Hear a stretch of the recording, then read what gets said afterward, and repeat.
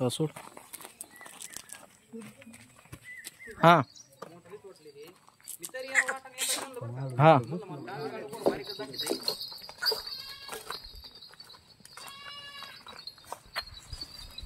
आण वापस आण.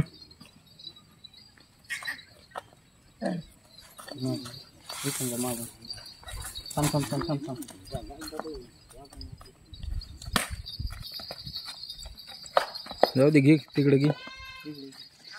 टक बांधून आहे ना, गाडी आहे ना.